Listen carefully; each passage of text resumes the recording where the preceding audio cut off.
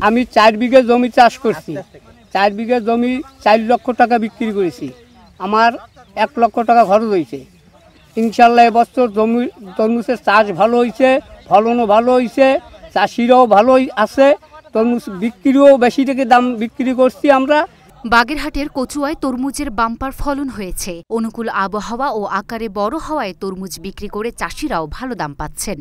কচুয়া উপজেলার মঘিয়া ইউনিয়নের চর সোনাকুর মাঠের তরমুজ খেতে সরেজমিনে গিয়ে দেখা যায় গাছ থেকে পাকা তরমুজ ছিঁড়ে বস্তায় ভরে নির্দিষ্ট স্থানে নিয়ে যাচ্ছেন শ্রমিকরা। তরমুজ ছেঁড়া, বাছাই ও পরিবহনের কাজ করছেন প্রায় 4 শতাধিক শ্রমিক।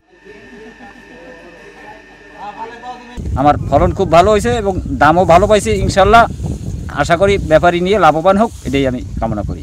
আমি এই মাঠে 2 কোটি টাকার তরমুজ আমরা কিনছি, আরও ব্যাপারী আছে তারাও কিনছে। একজনে 1 কোটি 50 লাখ 40 লাখ এরকম করে আরও মানুষ কিনছে, আরও ব্যাপারী আছে।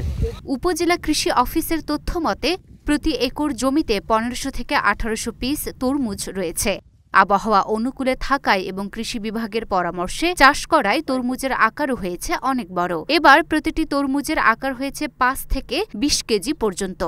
প্রতি একর জমিতে তরমুজ চাষে ব্যয় হয়েছে 25 থেকে 50 হাজার টাকা, আর বিক্রি হয়েছে 1.5 থেকে 2.5 লাখ টাকা পর্যন্ত।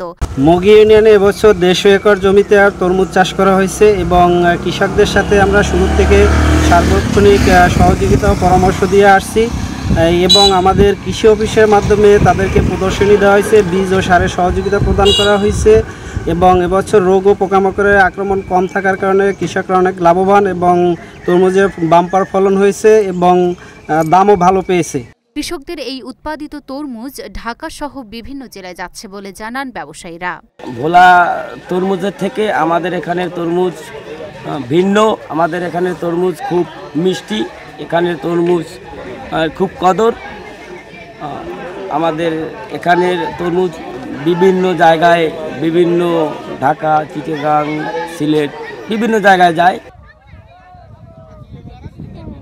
লুনা ফ্রুসনিপা, ঢাকা পোস্ট।